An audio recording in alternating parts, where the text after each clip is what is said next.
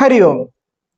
ഏവർക്കും വൃന്ദാവനത്തിന്റെ യൂട്യൂബ് ചാനലിലേക്ക് സ്നേഹപൂർവ്വം സ്വാഗതം. ഞാൻ ദേവനന്ദു. ഇന്ന് നമ്മൾ ചർച്ച ചെയ്യുന്നത് 1200 കൊല്ലവർഷത്തെ ഫലമാണ്. അതായത് ചിങ്ങം 1 മുതൽ കർക്കിടകം 31 വരെയുള്ള ഒരു വർഷക്കാലത്തെ ഫലമാണ്. കേരളയെ സംബന്ധിച്ചോളം പുതുവർഷമാണ് അല്ലെ. ഈ ഒരു വർഷത്തിൽ എന്ന് പറയുന്നത് നമുക്ക് ഒത്തിരി ആഗ്രഹങ്ങളോടെയാണ് ഈ ഒരു വർഷം നമ്മൾ നോക്കി കാണുക എന്ന് പറയാം. ഈ ഒരു ഫലത്തിന് വളരെയധികം പ്രാധാന്യമുണ്ട് അല്ലെ. കാരണം ഈ ഒരു വർഷത്തില് പ്രധാന ഗ്രഹങ്ങൾ എല്ലാം തന്നെ എല്ലാ ഗ്രഹങ്ങളും രാശി മാറുന്ന സമയമാണ്. വ്യാഴം, ശനി, രാഹു, കേതുക്കൾ എന്നിവ രാശി മാറുന്ന സമയമാണ്. അതുകൊണ്ട് തന്നെ ജീവിതത്തിൽ പലതരത്തിലുള്ള മാറ്റങ്ങളും ഗുണങ്ങളായാലും ദോഷങ്ങളായാലും പലതരത്തിലുള്ള വ്യതിയാനങ്ങൾ സംഭവിക്കുന്ന ഒരു വർഷം തന്നെയാണ് ഈ ഒരു വർഷം എന്ന് പറയുക. അതുമാത്രമല്ല, നമ്മൾ പുതിയൊരു ആണ്ടിലേക്ക് കടന്നിരിക്കുകയാണ്. 1100 എന്ന ആണ്ടിൽ നിന്നും 1200 എന്ന ആണ്ടിലേക്ക് നമ്മൾ കടക്കുകയാണ്. ഇനി 200 അല്ലെ, 200 എന്ന വർഷമാണ് നമ്മൾ മുമ്പോട്ട് പോവുക. ഈ ഒരു വർഷക്കാലം അതായത് 17/8/2024 മുതൽ 16/8/2025 വരെയുള്ള ഒരു വർഷക്കാലത്തെ ഫലമാണ് നമ്മളിവിടെ നോക്കുന്നത്. അപ്പൊ വീഡിയോയുടെ അവസാനവും നിങ്ങളുടെ ഫലം കഴിഞ്ഞിട്ട് നിങ്ങൾ പൂർണ്ണമായിട്ട് വീഡിയോ കാണണം. ഒരു കൂറിന്റെ കണ്ടു കഴിഞ്ഞാൽ പിന്നെ നിങ്ങൾ പിന്നീട് എന്ത് ചെയ്യണ്ട, ഇപ്പോൾ ലാസ്റ്റിലോട്ട് പോകണമെന്നില്ല. പിന്നെ നിങ്ങൾ അതായത് ഫലങ്ങൾ കണ്ടാൽ മതി. ഓക്കെ, എന്നാൽ മാത്രമേ എങ്ങനെയാ നിങ്ങൾക്ക് ആ ഫലം നിങ്ങൾ ഗ്രഹിക്കേണ്ടേ എന്ന് നിങ്ങൾക്ക് മനസ്സിലാക്കാൻ സാധിക്കുകയുള്ളൂ. കർക്കിടകം 32 വെള്ളിയാഴ്ച വൈകിട്ട് 7:46 പുരാട നക്ഷത്രത്തില് ചിങ്ങരവി സംക്രമം എന്ന് പറയുക. 1200 മീനം 15 അതായത് 2025 മാർച്ച് 29 വ്യാഴം ഇടവൻ രാശിയിൽ നിന്നും മിഥുനൻ രാശിയിലേക്ക് രാശി മാറുന്നുണ്ട്. 1200 മേടം 31 അതായത് 2025 മെയ് 16 ശനി കുംഭം രാശിയിൽ നിന്ന് മീനം രാശിയിലേക്ക് രാശി മാറുന്നുണ്ട്. 1200 ഇടവം 4 അതായത് 2025 മെയ് 19 രാഹു കുംഭം രാശിയിലേക്കും കേതു ചിങ്ങൻ രാശിയിലേക്കും രാശി മാറുന്നു. അപ്പൊ ഇതെന്ന് പറയുന്ന ഒരു സുപ്രധാനമായ രാശി മാറ്റങ്ങളാണ് ഈ ഗ്രഹങ്ങളുടെ. അതാത് ഫലങ്ങൾ നമുക്ക് എന്ത് ചെയ്യാം, അതാത് രാശിയുടെ മാറ്റത്തിന് സമയത്ത് നമുക്ക് കൃത്യമായിട്ട് ഇടാം. ഇത് പൊതുവായിട്ട് ഈ ഒരു 1200 കൊല്ലവർഷത്തില് മേടം മുതൽ മീനം വരെയുള്ള ഓരോ രാശിക്കാരുടെ ഫലം വിശദമായി തന്നെ ഗ്രഹിക്കാൻ ശ്രമിച്ചിട്ടുണ്ട്. എൻ്റെ ഒരു പോയിന്റ് ഓഫ് വ്യൂ നിന്നുള്ള കാര്യങ്ങളാണ് നിങ്ങളിലേക്ക് പങ്കുവെക്കാൻ ആഗ്രഹിക്കുക കേട്ടോ. ചിങ്ങരാശി മകം പൂരം ഉത്തരം കാടുകുന്ന രണ്ടേകാല നക്ഷത്രമാണ് ചിങ്ങരാശി എന്ന് പറയുന്നത്. 5ാം ഭാവത്തിനുമായ വ്യാഴം 10ാം ഭാവത്തിലും 7 ശനിയും 8 രാഹുവും 2 കേതുവും സഞ്ചരിക്കുന്ന സമയമാണ് ചിങ്ങരാശിയെ സംബന്ധിച്ചാൽ ഈ 1200 കൊല്ലവർഷം എന്ന് പറയുക. നമുക്ക് പറയുന്നത് സാമ്പത്തികമായ പുരോഗതിയൊക്കെ നമുക്ക് പറയാവുന്ന സമയമാണ് ഈ വർഷം എന്ന് പറയുന്നത്. വരുമാനമൊക്കെ വർദ്ധിക്കാൻ സാധ്യതയുള്ള സമയമാണ്. ഒന്നിലധികം വരുമാന മാർഗം ഉണ്ടാക്കിയെടുക്കാൻ സാധിച്ച സമയമാണ്. തൊഴിൽ സംബന്ധമായിട്ട് നോക്കുകയാണെങ്കിൽ തൊഴിലിന് ഗുണമൊക്കെ പറയാവുന്ന സമയമാണ്. പക്ഷെ തൻ്റെ പ്രവർത്തന മേഖലയിൽ എന്താണ് ചിലതര തടസ്സങ്ങൾ, തൊഴിൽ സ്ഥാപനത്തിനായാലും ചിലതര തടസ്സങ്ങൾ നമ്മുടെ ജീവിതത്തിൽ അനുഭവിക്കാൻ സാധ്യതയുണ്ട്. അപ്പം ചിലപ്പം നമുക്ക് ആ എംപ്ലോയ്മെന്റുമായിട്ട് നമുക്ക് അങ്ങ് പൊരുത്തപ്പെടാൻ പറ്റാത്ത അവസ്ഥ, ചിലപ്പോൾ നമ്മുടെ വർക്കേഴ്സുമായിട്ട് എന്തെങ്കിലുമൊക്കെ പ്രശ്നങ്ങൾ, ചിലപ്പോൾ മേലധികാരിയുമായിട്ട് തന്നെ ചില അഭിപ്രായ വ്യത്യാസങ്ങളൊക്കെ ഉണ്ടായി നമുക്കൊരു വീർപ്പുമുട്ട് നമ്മളെ ജോലി ചെയ്യുമ്പോൾ പ്രവർത്തന മേഖല എന്ത് തന്നെയായാലും ആ മേഖലയിൽ ഒരു വീർപ്പുമുട്ട് നമുക്ക് അനുഭവത്തിൽ വരാൻ സാധ്യതയുണ്ട്. സോ ആ കാര്യങ്ങളൊന്നും ശ്രദ്ധിച്ചു കഴിഞ്ഞാൽ വലിയ പ്രശ്നങ്ങളിൽ നമുക്ക് മുന്നോട്ട് പോകാൻ സാധിക്കും.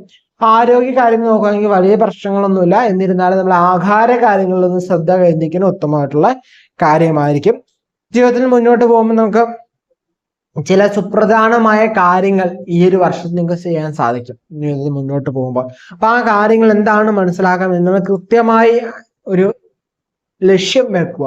ആ കൃത്യമായ ലക്ഷ്യത്തിന് വേണ്ടി പ്രയത്നിച്ചു കഴിഞ്ഞാൽ നിങ്ങളുടെ ജീവിതത്തിൽ ആ ഒരു സുപ്രധാനമായ കാര്യം നിങ്ങൾക്ക് കണ്ടെത്താനും നിങ്ങളുടെ ജീവിതത്തിൽ ആ ഒരു സുപ്രധാന വർഷമായിട്ട് 1200 കൊല്ലവർഷത്തെ കാണാനും സാധിക്കും. ഓക്കെ, അപ്പൊ അത് നമ്മുടെ ജീവിതത്തിൽ നമ്മുടെ ഒരു വേ ഓഫ് തിങ്കിങ്ങിലും വേ ഓഫ് പോയിന്റ് ഓഫ് വ്യൂവിലാണ് നമുക്ക് ആ ജീവിതം ചിങ്ങരാശിയെ സംബന്ധിച്ചാൽ ഈ ഒരു വർഷക്കാലം എങ്ങനെയാണ് എന്നുള്ളത് കൂടുതലായിട്ട് മെയിൻറ്റെയിൻ ചെയ്യുക. ഓക്കെ, നമുക്ക് നല്ല ശുഭചിന്തയും ശുഭമായിട്ടുള്ള പ്രവർത്തനമൊക്കെ ആയെങ്കിൽ നമുക്ക് അനുകൂലമായ കാര്യങ്ങൾ നടക്കും. മാർച്ചാണെങ്കിൽ നേരെ തിരിച്ചുള്ള കാര്യങ്ങൾ നമുക്ക് ജീവിതത്തിലേക്ക് വരാൻ സാധ്യതയുണ്ട്. അതുപോലെ തന്നെ വളരെ കാലമായിട്ട് വിവാഹമൊക്കെ കഴിഞ്ഞു, ദമ്പതികൾക്ക് കുട്ടികളൊന്നുമില്ല, അതിന്റെ ദുഃഖത്തിലൊക്കെ നിൽക്കുന്നവർക്ക് അതിനനുകൂലമായ സമയമാണ്. സന്താന ഗുണം, സന്താന ഭാഗ്യം, സന്താന ലബ്ധിയൊക്കെ പറയാവുന്ന സമയമാണ്. അതിനൊപ്പം തന്നെ സന്താനങ്ങളോട് ഓർത്ത് അല്ലെ സന്താനങ്ങളുടെ വിഷയത്തില് അവരുടെ പെരുമാറ്റം അല്ലെങ്കിൽ മറ്റെന്തെങ്കിലും സ്വഭാവത്തിലൊക്കെ അല്ലെങ്കിൽ മറ്റെന്തെങ്കിലുമൊക്കെ കാരണം കൊണ്ട് സന്താനത്തെ വിഷയം റിലേറ്റഡ് ആയിട്ട് എന്തെങ്കിലും ദുഃഖ അനുഭവങ്ങളും ജീവിതത്തിൽ വരാനും യോഗമുള്ള സമയമാണ് ചില ചിങ്ങരാശിയെ സംബന്ധിച്ചോളം. സോ അതും ശ്രദ്ധിക്കുന്ന ഉത്തമമാണ്.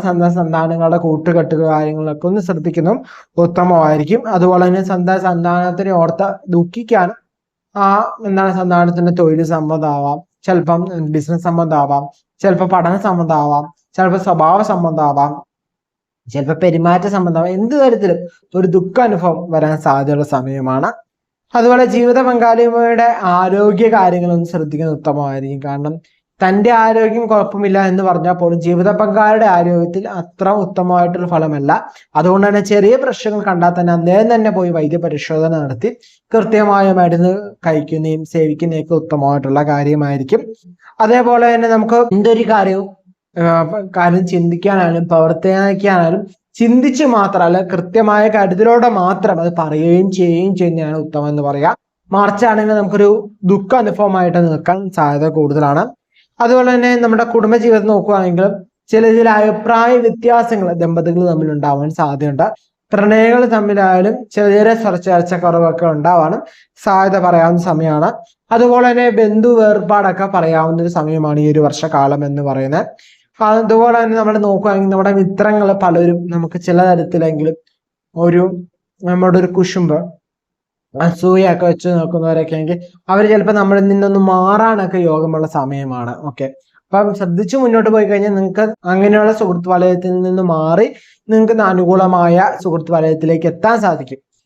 അത് മറിച്ചാണെങ്കിൽ നമുക്ക് ആ ഒരു പ്രതിസന്ധി എന്ന് പറയുന്നത് മറികടന്നെടുക്കുക എന്ന് പറയുന്നത് ഭയങ്കര ദുർഘടം പിടിച്ചൊരു അവസ്ഥയായി മാറാനും സാധ്യതയുണ്ട്. സോ ഈ വർഷത്തെ ശുഭോദ്ദേശത്തോടെ പറഞ്ഞ കാര്യങ്ങളൊക്കെ ഒന്ന് ശ്രദ്ധിച്ചു മുന്നോട്ട് പോയാൽ നിങ്ങൾക്ക് വലിയ പ്രശ്നങ്ങളില്ലാതെ മുന്നോട്ട് പോകാൻ സാധിക്കും ഈ വർഷക്കാലം എന്ന് പറയുക. അപ്പൊ ഇത്രയൊക്കെയാണ് പൊതുവെ രാശിഫലം എന്ന് പറയുക.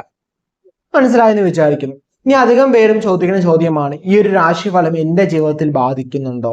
എനിക്ക് പലപ്പോഴും ഞാൻ കേൾക്കുന്ന ഫലമായിട്ട് എനിക്ക് യോജിക്കാറില്ല, എന്റെ ഫലമായിട്ട് മിക്കതും ഈ വീഡിയോസ് വരുന്ന ഫലങ്ങൾ ഒക്കാറില്ല എന്ന് പറയാറുണ്ട്.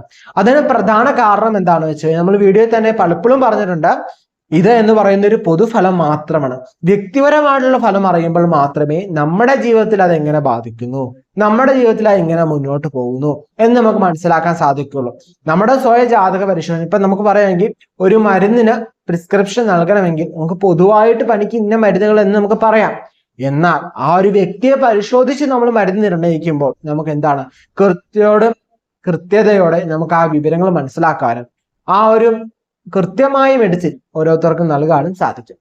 അതുപോലെ തന്നെ കുറച്ചു പേര് ചോദിക്കുന്നതാണ്, എപ്പോഴും എല്ലാവരും എന്നെ മാത്രം ശത്രുവായി കാണുന്നതന്നെ, എല്ലാവർക്കും എപ്പോഴും എനിക്ക് തന്നെ ഈ പ്രശ്നങ്ങൾ വരുന്നത് എന്താണ്? അതിന്റെ പ്രധാന കാരണം എന്താണെന്ന് അറിയോ? നമ്മളൊരു മാവിലേക്ക് കല്ലെറിയുന്നത് എങ്ങനെയുള്ള മാവിലേക്കായിരിക്കും കല്ലെറിക്കുക? നല്ല കായ്ച്ചു നിൽക്കുന്ന മാവിലേക്കല്ലേ കല്ലെറിയുള്ളൂ. ഇല്ലാത്ത മാങ്ങയൊന്നും ഇല്ലാത്ത മാവിലേക്ക് ആരെങ്കിലും കല്ല് പിറക്കി ഇറങ്ങിക്കൊണ്ടിരിക്കുവോ? ഇല്ല, അല്ലേ? അത്രയും തന്നെ മനസ്സിലാക്കിയാൽ മതി. നിങ്ങളുടെ ലൈഫിൽ നിങ്ങൾക്ക് എന്തോ ഉണ്ട്, മറ്റുള്ളവർ അത് ആഗ്രഹിക്കുന്നുണ്ട്, അല്ലെ മറ്റുള്ളവർക്ക് അതിന് മേലിൽ എന്താണ് ഒരു അസൂയ കുശുമ്പ് എന്നൊക്കെ പറയാം നമുക്ക്, എന്നൊക്കെ ഉണ്ട്. അതുകൊണ്ടാണ് മറ്റുള്ളവർ നിങ്ങളെ എന്ത് ചെയ്യുന്നത്, കല്ല് ചെയ്യുന്നത്. ആ കല്ല് എറിയുമ്പോൾ നിങ്ങൾ എന്ത് ചെയ്യണം അറിയോ? അതിനെ പ്രതിരോധിച്ചുകൊണ്ട് മുന്നോട്ട് വീണ്ടും വീണ്ടും ഉയരത്തിലേക്ക് ഉയരുക. ആ ഉയരത്തിലേക്ക് എത്തുമ്പോൾ കുറച്ച് കഴിയുമ്പോൾ ഇവർ ഈ കല്ല് എറിയുന്നുണ്ടല്ലോ, നമുക്ക് ഇങ്ങനെ കൈ ടാറ്റ് തരുന്നൊരു ഫീൽ തോന്നും. ഓക്കെ, നമ്മൾ മുകളിൽ നിന്ന് നോക്കുമ്പോൾ ഇവര് നമുക്ക് ടാറ്റ് തരുന്നൊരു ഫീൽ തോന്നും, ഹായ് എന്നൊക്കെ പറയുന്ന ഒരു ഫീല് കിട്ടും. അപ്പോ നമ്മൾ അവിടെ തന്നെ നിന്ന് പോയാലും പ്രശ്നമാണ്, അതിൽ നിന്ന് താന്നു വന്നാലും പ്രശ്നമാണ്. മുകളിലേക്ക് പോയി കഴിഞ്ഞാൽ ഓക്കെയാണ്. താന്നു പോയാൽ പിന്നെ നിങ്ങൾക്ക് ഒരു കാര്യം സേഫാണ്, നിങ്ങൾ ആരും കല്ലെറിയാൻ നിൽക്കൂല. കാരണം എന്താ, മാവില്ലാത്ത അല്ലെങ്കിൽ കായ്ക്കാത്ത മാവിലേക്ക് ആര് കായ്ക്കും? ഇപ്പൊ മാവ് വിചാരിക്കുകയാണ് ഏത് നേരം കല്ലെറിയല്ലേ, ഞാൻ അടുത്ത വർഷം പൂക്കുന്നില്ല കായ്ക്കുന്നില്ല എന്ന് വിചാരിച്ചു കഴിഞ്ഞാൽ ആ അടുത്ത വർഷം ആരും അതിലോട്ട് എന്ത് ചെയ്യാനല്ല, കല്ലെറിയാനും പോകുന്നില്ല, പറിക്കാനും പോകുന്നില്ല, ഒന്നുമില്ല. ആ സ്ഥാനത്ത് അടുത്ത വർഷം ഇച്ചോടും പൊക്കമൊക്കെ വെച്ച് ഇച്ചോട് നന്നേ മാവും പൂവൊക്കെ എത്തിക്കഴിഞ്ഞാൽ വീണ്ടും ആൾക്കാർ കല്ലെറിയാൻ തുടങ്ങും. ഓക്കെ, അങ്ങനെ കുറച്ച് കഴിയുമ്പോൾ എന്താണ് സംഭവിക്കും? എറിഞ്ഞാൽ എത്തൂലാത്ത ഉയരത്തിലേക്ക് എത്തണം. ആ ഉയരത്തിലേക്ക് എത്തിക്കഴിയുമ്പോൾ നമ്മുടെ ജീവിതം കുറച്ചുകൂടി കളർഫുൾ ആകാൻ സാധിക്കും. എന്നാൽ ഇത് എല്ലാവർക്കും സാധ്യമാകുമോ എന്ന് ചോദിച്ചു കഴിഞ്ഞാൽ സാധ്യമാകുന്നേ ഉള്ളൂ. നമ്മുടെ ജാതകം കൃത്യമായി പരിശോധിച്ചു കൃത്യമായ അതിനുള്ള പരിഹാരങ്ങൾ ചെയ്ത് മുന്നോട്ട് പോവുക. അതുപോലെ തന്നെ നമ്മുടെ ജീവിതത്തിൽ നമുക്ക് എന്താകണം എന്ന കൃത്യമായ ലക്ഷ്യബോധം നമുക്കുണ്ടാകണം. എന്നാൽ മാത്രമേ നമുക്ക് ആ ലക്ഷ്യത്തിൽ എത്തിച്ചേരാൻ പറ്റുള്ളൂ.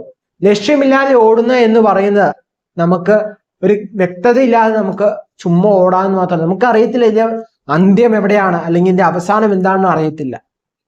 എന്നാൽ കൃത്യമായൊരു ചെക്ക് പോയിന്റ് വെച്ച് കഴിഞ്ഞാൽ നമുക്ക് കൃത്യമായിട്ടൊരു ഐഡന്റിഫൈ ഉണ്ട്. അത് എന്റെ ചെക്ക് പോയിന്റ് ആണ്, ഓക്കെ, അത് കഴിഞ്ഞാൽ എന്റെ അടുത്ത ചെക്ക് പോയിന്റ് ഇന്നടത്തുണ്ട്, അല്ലെ ഇതാണ് എന്റെ ലക്ഷ്യം. അപ്പൊ എനിക്ക് എന്ത് ചെയ്യാം, അത് കൃത്യമായിട്ട് അത് ട്രാക്ക് ചെയ്തെടുക്കാൻ സാധിക്കും. അതുകൊണ്ട് തന്നെ നമ്മുടെ ജീവിതത്തിലെ വിജയിക്കണം എങ്കിൽ ആദ്യമേ നമ്മൾ എടുക്കേണ്ട ഘട്ടം എന്ന് പറയുന്നത് നമുക്ക് സ്വയം ഒരു വിശ്വാസം നമ്മളിൽ ഉണ്ടാവുക. നമുക്കത് നേടിയെടുക്കണം എന്നുള്ള ഒരു ആഗ്രഹം നമ്മുടെ മനസ്സിൽ ഉണ്ടാക്കണം. എന്നാൽ മാത്രമേ നമുക്ക് ആ ലക്ഷ്യങ്ങൾ കീഴടക്കാനും നമ്മുടെ ആഗ്രഹങ്ങൾ കീഴടക്കാനും നമുക്ക് സാധ്യമാവുകയുള്ളൂ. അതല്ലെങ്കിൽ നമ്മൾ ഇങ്ങനെ ഓരോന്നും പറഞ്ഞുകൊണ്ടിരുന്നു എന്ന് വിചാരിച്ച് നമുക്ക് ഒരിക്കലും നമ്മുടെ ലക്ഷ്യത്തിലെത്താനോ നമ്മുടെ ആഗ്രഹങ്ങൾ സാഫല്യമാക്കാനോ നമ്മളെ ചുറ്റും ആശ്രയിച്ച് നിൽക്കുന്നവരെ സഹായിക്കാനോ നമുക്ക് പറ്റിയെന്ന് വരില്ല. അതുകൊണ്ട് തന്നെ ഇന്നോട്ടെങ്കിലും നിങ്ങൾ ഈ വീഡിയോ ഒരു പുതുവർഷ ഫലമാണ് അല്ലെ. അപ്പൊ ഈ ചിങ്ങം 1-ാം തീയതി മുതൽ നിങ്ങൾ ഒരു കൃത്യമായ ഒരു റെവല്യൂഷൻ എടുക്കുക. ഇപ്പം 2024 തുടങ്ങിയപ്പോൾ പലരും കുറെ ചലഞ്ചസും കുറെ പ്ലാൻസും ഗോൾസും ഒക്കെ ഇട്ടിട്ടുണ്ട്. പക്ഷെ അത് പകുതി പേര് എന്ത് ചെയ്തിട്ടുണ്ടാവും, പകുതിക്ക് വെച്ച് നിർത്തിയിട്ടുണ്ടാവും. എന്നാൽ അതൊക്കെ പോട്ടെ, കുഴപ്പമില്ല. ഇതൊരു പുതുവർഷമാണ്, നമ്മുടെ കേരളത്തെ സംബന്ധിച്ചൊരു പുതുവർഷമാണ്. സോ അതുകൊണ്ട് തന്നെ എന്ത് ചെയ്യാം, ഈ ഒരു പുതുവർഷത്തിൽ നിങ്ങൾ കൃത്യമായി പ്ലാൻ ചെയ്ത് മുന്നോട്ട് പോകാൻ നിങ്ങൾക്ക് നല്ലൊരു വിജയത്തിലേക്ക് നിങ്ങൾക്ക് എത്താൻ സാധിക്കും. ഓക്കെ, അടുത്ത ചെക്ക് പോയിന്റ് ആയിട്ട് വെക്കണം. നിങ്ങൾ 2025 ചെക്ക് പോയിന്റ് ആയിട്ട് വെക്കുക. എന്നിട്ട് 20 അപ്പം നിങ്ങൾക്ക് ചെക്ക് പോയിന്റ് ഉണ്ട്. അപ്പം തൊട്ടടുത്ത് തന്നെ നിങ്ങൾക്ക് അച്ചീവ് ചെയ്യാനുള്ള ഒരു സമയമുണ്ട്. അത് അച്ചീവ് ചെയ്ത് നിങ്ങൾ മുന്നോട്ട് എന്ത് ചെയ്യുക, കുതിച്ചുകൊണ്ടിരിക്കുക. അപ്പൊ മറ്റുള്ളവർ എന്ത് ചെയ്യും, അസൂയാക്കളാവും. അത് മാത്രമല്ല, നമുക്ക് തന്നെ എന്നും പ്രശ്നമാണെന്ന് വിചാരിച്ചുകൊണ്ടിരുന്നോടത്ത് ആ പ്രശ്നം മാറൂല. അതിനെന്താണ് ചെയ്യാൻ പറ്റുക, ഞാൻ എന്താണ് അതിനു വേണ്ടി ചെയ്യേണ്ടത് എന്ന കൃത്യമായ ബോധ്യം നമ്മുടെ ഉള്ളിലുണ്ടാവണം. എന്തെങ്കിലുമൊക്കെ ചെയ്തിട്ടോ എങ്ങനെയൊക്കെയോ ചെയ്തിട്ടോ യാതൊരു പ്രയോജനമില്ല. നമുക്ക് എന്താണോ വേണ്ടത്, നമ്മുടെ ജീവിതത്തിൽ എന്താണ് ആവശ്യം എന്ന് മനസ്സിലാക്കി മുന്നോട്ട് പോവാം. അതുപോലെ തന്നെ നിങ്ങളെ രാശിഫലമൊക്കെ കേൾക്കുമ്പോൾ പൊതുവെ ഇരിക്കുക എന്ന് കുഴപ്പമൊന്നുമില്ല. ഒരു വലിയ കാര്യങ്ങൾക്കൊന്നും അറ്റാച്ച് നിങ്ങൾ എന്ത് ചെയ്യുന്നത്, പൊതുവെ രാശിഫലവും അതായത് ലഗ്നവും വെച്ചൊന്ന് കമ്പയർ ചെയ്ത് നോക്കിയാൽ അപ്പൊ ലഗ്നവും രാശിഫലവും കൂടി ആകുമ്പോൾ അത്യാവശ്യം നിങ്ങളുടെ ക്യാരക്ടറോ അല്ലെങ്കിൽ നിങ്ങളുടെ ഒരു ഫലത്തിലേക്ക് എത്തും. എന്നിരുന്നാലും ഇതിൽ ഏറ്റവും പ്രധാനം നമ്മുടെ ജാതകത്തിൽ നമ്മുടെ ഗ്രഹങ്ങൾ എവിടേക്കാണ് നിൽക്കുക, നമുക്കിപ്പോ ദശ ഏതാണ്, ആ ദശാനാഥം നമുക്ക് അനുകൂലമാണോ പ്രതികൂലമാണോ ഒക്കെ മനസ്സിലാക്കി നമുക്ക് എന്ത് ചെയ്യാം, മുന്നോട്ട് പോയി നിങ്ങൾക്ക് കുറച്ചുകൂടി ഒരു ക്ലാരിറ്റി കിട്ടും.